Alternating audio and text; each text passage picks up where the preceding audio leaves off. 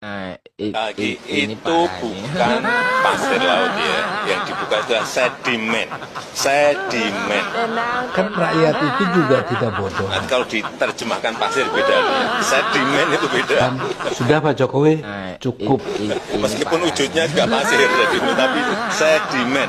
Kita sudah tidak bisa dibohongi Anda lagi. Kalau bahasa Jawanya, sorry sir, I don't trust you anymore.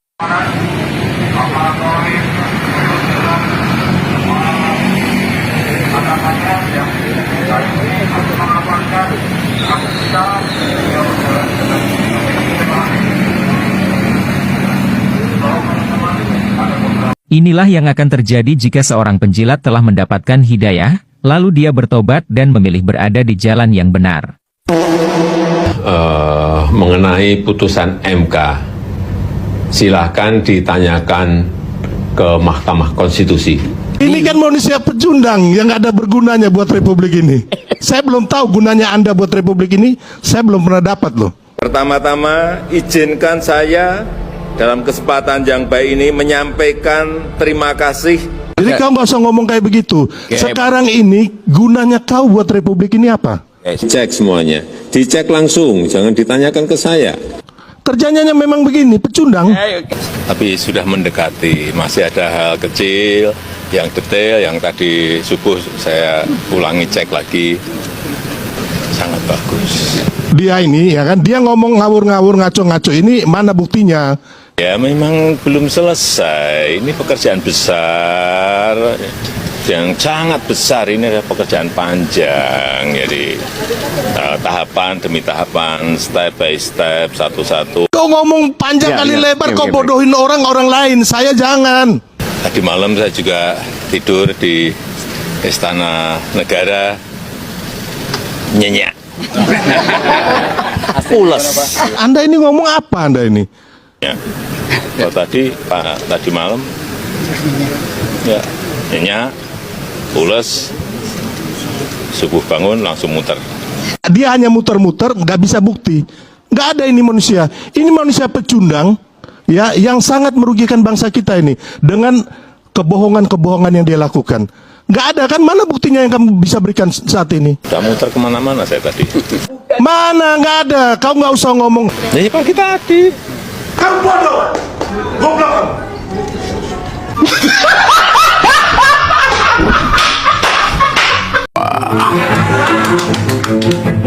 Balada keluarga kadal bajingan. Pikir itu dari tadi.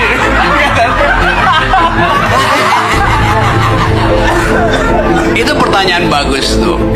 Cak Nun ada di mana ketika 98 reformasi? Ada yang tahu? Betul.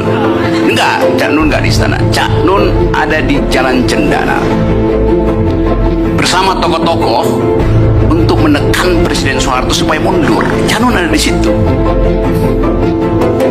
Tapi yang lebih penting, Jokowi ada di mana tahun 98?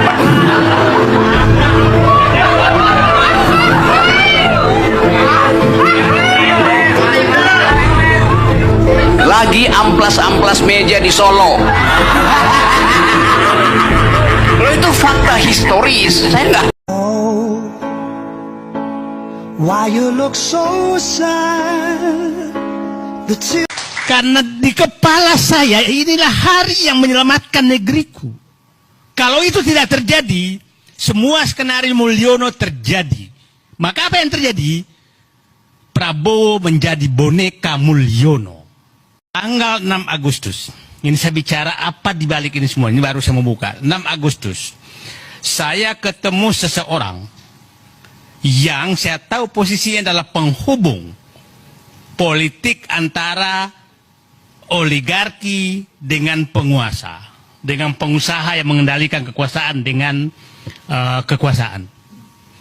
Apa ceritanya ke saya? Dia kasih tahu semua skenario bagaimana Mulyono mau mengambil partai. Tanggal 6 Agustus. Sampai nama-nama panitia Munas Golkar pun dia kasih tahu saya. Dan tanggal 9 Agustus, 8 Agustus kan Airlangga dipanggil. Persis yang disampaikan ke saya. Tanggal 10 Agustus Airlangga mundur. Ini pingin pecah kepala saya. Kok negara aku sekarang betul-betul bukan diatur oleh partai politik. Betul-betul diatur oleh mereka. Saya diberitahu bagaimana nanti PKB diambil. Tanggal berapa diambil.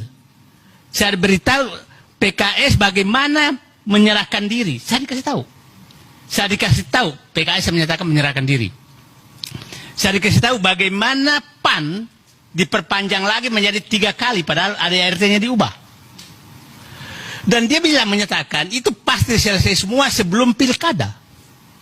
Sebelum penetapan gubernur. Jadi ini yang bikin saya, apa sudah saatnya saya harus mati menghadapi begini semua ini. Karena sudah nggak ada lagi yang berkuasa kecuali mereka. Bayangkan dia bisa, ketua penyelenggara Munaslup Golkar dia bisa tentukan, bukan ketua umumnya lagi. Ketua penyelenggaranya. Nah, semua bubar karena tangan Allah bekerja itu tanggal turunnya kita demo 22 Agustus. Kita semua turun demo 21 dan itu saya berangkat dari rumah hormat bendera ke Medan Juang. Kalau saya nggak balik sudah selesai. Karena di kepala saya inilah hari yang menyelamatkan negeriku. Kalau itu tidak terjadi, semua skenario Mulyono terjadi. Maka apa yang terjadi? Prabowo menjadi boneka Mulyono. Itu yang terjadi. Karena semua sudah diatur. Jadi tangan Allah bekerja tanggal 21. Tidak ada koordinasi apapun. Dan semua bergerak seluruh Indonesia. Kita tahu. Disitulah kita dapat informasi nasionalisme, patriotisme Prabowo muncul. Ini harus dihentikan. Ini harus dihentikan, maka diperintah ke dalam. Dan saya dapat informasi sebenarnya di dalam itu korum. Bukan nggak korum. Tapi patriotisme dan nasionalisme Prabowo menyelamatkan negerinya. Itulah saya katakan, saya bicara dulu sebelum masuk fakta-fakta di lapangan. Saya berharap Prabowo itu, Habibie itu memuji menjadi murid Pak Harto 30 tahun lebih. Tapi dia pada saat presiden menjadi Habibie yang lepas dari Pak Harto. Dan mengambil kebijakan yang berbeda dengan Pak Harto demi menyelamatkan bangsa dan negaranya. Saya berharap Prabowo kalau nggak bisa 100% Habibie ya 90% lah.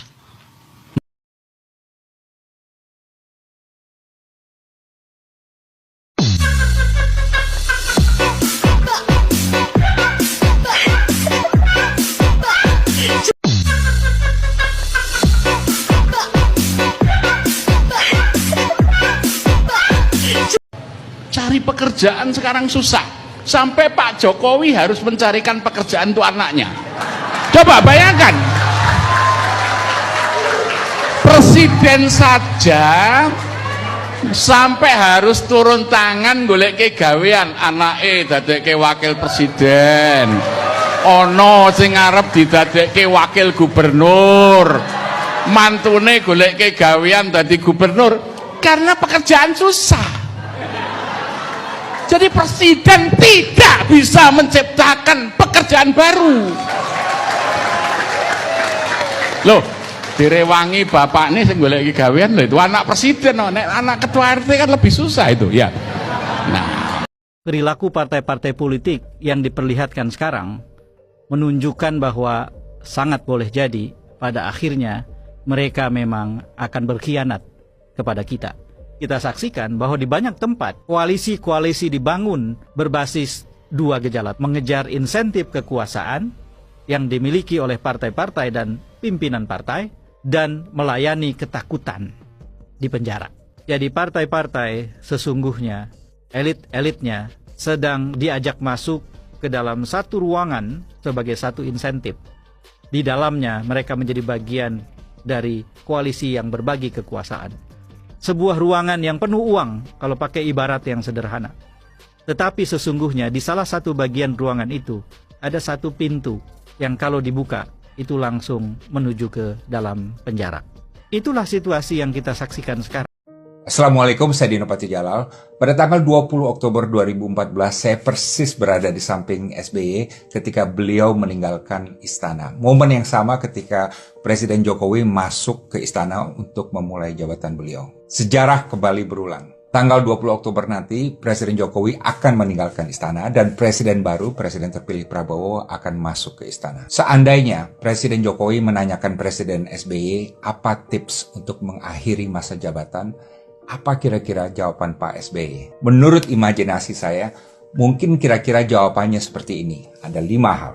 1. Terimalah kenyataan bahwa era kita sudah berakhir, dan terimalah kenyataan ini dengan bulat, dengan ikhlas, dan dengan bersyukur bahwa kita telah memberikan upaya kita yang terbaik. Dan ingat, legacy kita tidak ditentukan oleh survei sesaat, biarlah rakyat dan sejarah yang menilai kita. Post-power syndrome pasti akan ada karena ini terjadi pada semua pemimpin yang turun, tapi itu tidak boleh menggerogoti kita. 2. Jangan mengambil keputusan strategis apapun baik di bidang personel pemerintahan maupun kebijakan. Sewaktu SBY masuk menjadi presiden tahun 2004 misalnya, SBY tidak menjalankan keputusan pengangkatan Panglima TNI yang dilakukan oleh presiden sebelumnya hanya beberapa bulan sebelum masa jabatannya berakhir. Ingatlah bahwa presiden terpilih itu mempunyai mandatnya sendiri. Bahkan mandat yang sangat masif sebagai pemimpin yang mengantongi suara yang paling banyak dalam pemilu di seluruh dunia. Sebagai pemimpin, Presiden terpilih Prabowo nanti pasti mempunyai agenda sendiri,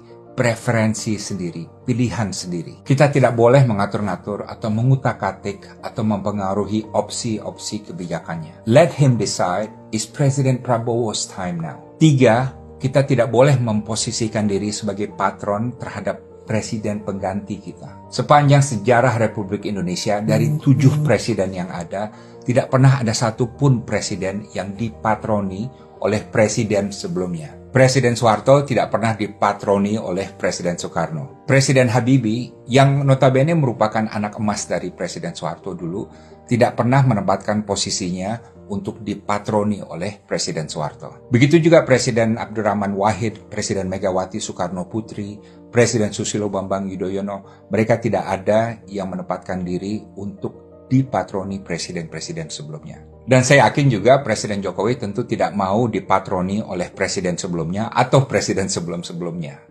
4. Sebagai pemimpin tertinggi, idealnya kita masuk dengan baik, keluar dengan baik. Kita masuk dengan cemerlang, keluar dengan cemerlang.